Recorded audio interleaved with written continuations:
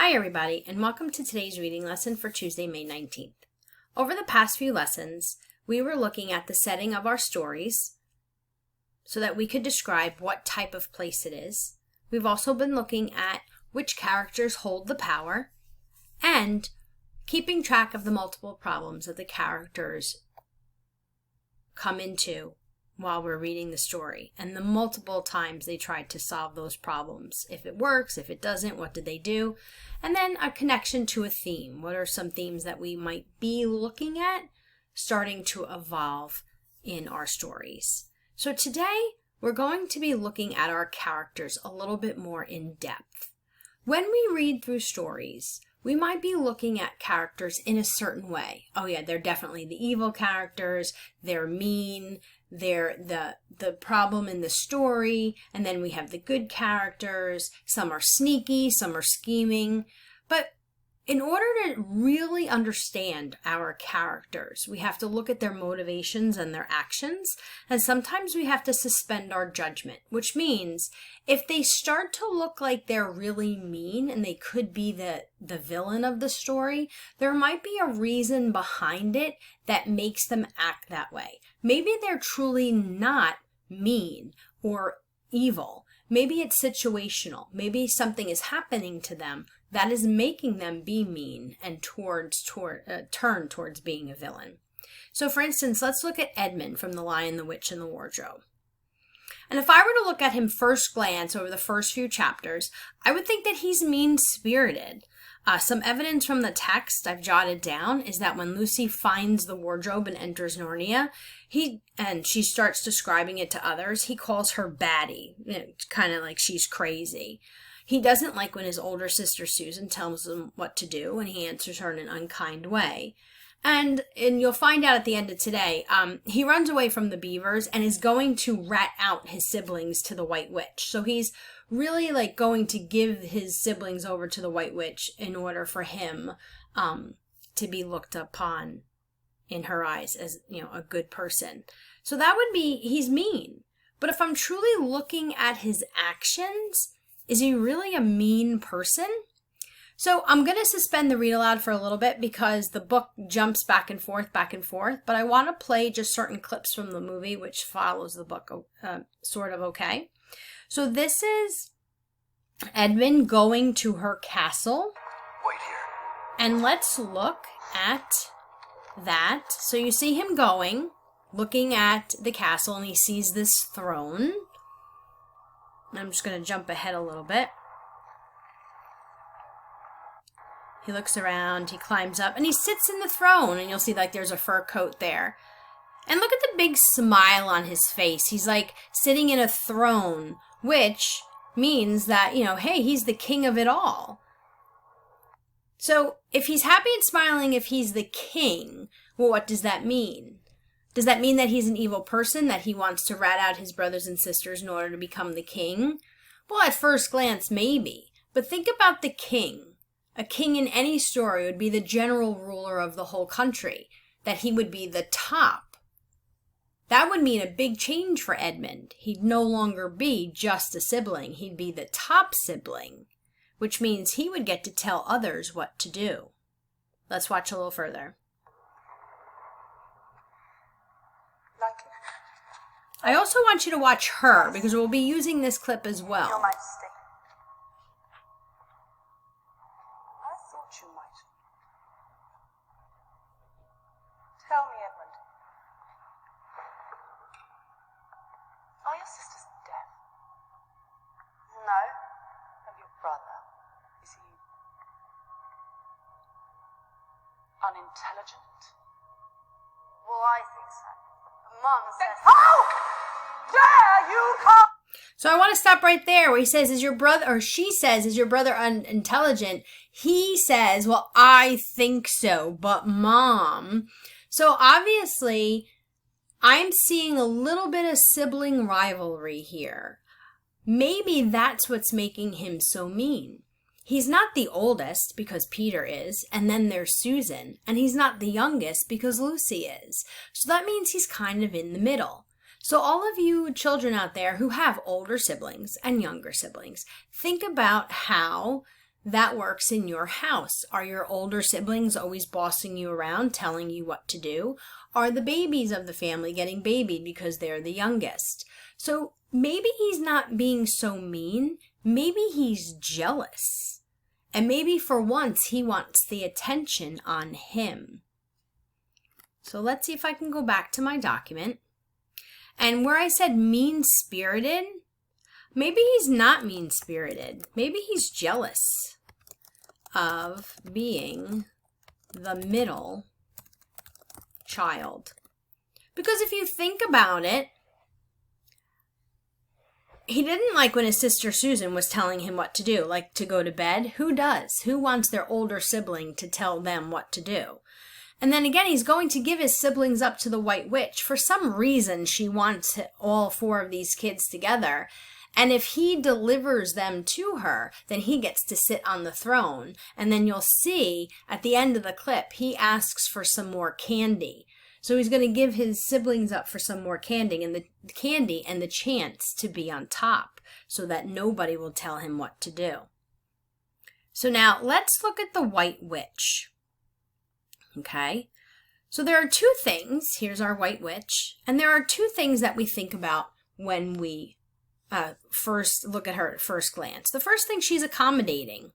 So here's that word accommodating, which means she offered him hot chocolate and that Turkish delight candy when she found him in the woods because he said he was hungry, and she covered him up when he was cold.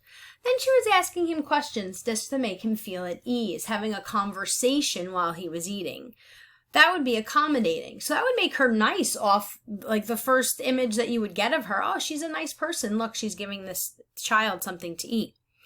But then she kind of comes into a scheming personality, like she's planning something that might not be so nice. She's asking him about his brothers and sisters. Do you remember?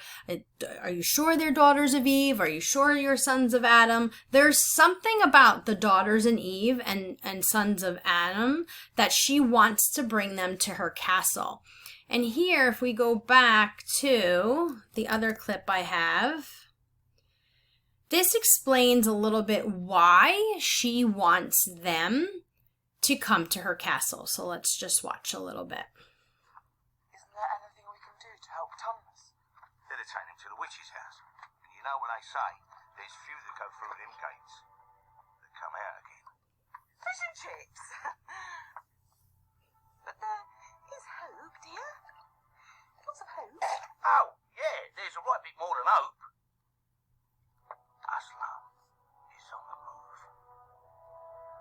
So here we learn about Aslan. Aslan is a major character that we'll learn about later. But we're going to learn why these 4 children are so important to the witch.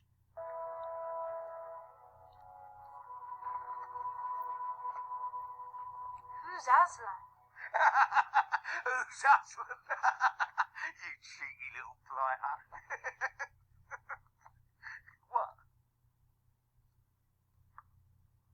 You don't know, do you? Well, he hasn't exactly been here very long. Well, he's only the king of the whole wood. The top geezer.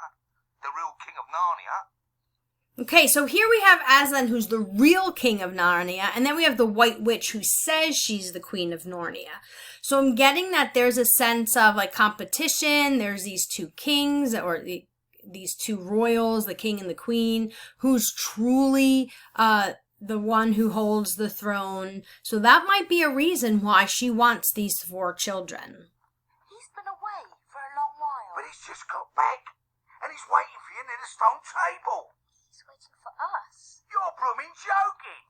They don't even know about the prophecy. Well, then... Look. Aslan's return. Thomas' arrest. The secret police. It's all happening because of you. You're blaming us. No, not blaming. Thanking you. There's a prophecy. When Adam's flesh and Adam's bone sits at Cair Paravel enthroned, the evil time will be over and done. You know, that doesn't really rhyme. Yeah, I know. So now I'm understanding that when these 4 children come into Narnia, they will, due to a prophecy, battle with the White Witch, and she might lose her power. So maybe she's maybe she's scheming, but for a good reason. She wants to keep power. She wants to keep the power she has. So I'm going to add here, wanting to bring them to her castle in order to stop the prophecy from happening, and she loses her throne. So maybe that's why she has so many questions, and maybe that's why she's so accommodating. So maybe she's accommodating because she's scheming because she doesn't want to lose her throne. So now I could kind of understand her actions. She really doesn't want to lose her throne, so now she's trying to, stop this prophecy from happening. And here, in my own head, I'm thinking about, who's really the true royal of Narnia? Is she the one who's supposed to be in power, but she's being made to look bad? Or is Aslan, who I don't even know yet, is he the true king of Narnia? Because just because the beavers tell me doesn't mean that I should believe it on that first glance. So I really have to look at the White Witch's actions in the future and see if she is operating in a scheming way or if she's being accommodating with her actions. So that's what I did with my two major characters. So for today, your assignment is first to choose a character. So you're going to choose your character, and let me just show you, okay? Name of the character. And you're just going to list some traits that you have seen from the character. List some traits that you have seen. Okay? It could be that they are accommodating. It could be that they're scheming. It could be that they're mean-spirited. It could be that they're helpful. It could be that they're heroic. They have courage. They're not afraid. It could be some traits that you have seen. And you're going to list some evidence from your text and provide evidence to support your thinking. Okay, just like I did up here. See? You'll see, you will see that with the bolded dot, you'll see that I have the trait. And then with the empty dot, you'll see that this is evidence from the text. You don't have to put a picture of your character. This just was for me to help you visualize what I was talking about. After that, you're going to be thinking about what the character really wants, or is it truly what the character is like? Just like we did with Edmund and the White Witch. Like we said, at the beginning he was mean-spirited, here's our evidence, but then as we really truly looked at his actions and his motivations, we decided that he was jealous of being the middle child, and all of these behaviors would help support that as well.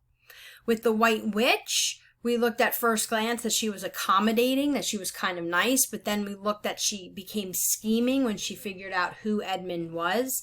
And now she's doing this because she wants to stop this prophecy from happening, and she doesn't want to lose her throne. So your assignment for today is to name a character, list some traits that you have seen, and provide evidence to support your thinking. And then I want you to think about, what does this really mean about the character? Is it true? Is my first glance right? Are they courageous? Are they fearful? Are they heroic? Or is it meaning something deeper? There'll be examples on the document for you to look and refer to as you're writing your own paragraph to help describe your character. Any questions, you can email me and watch the videos again.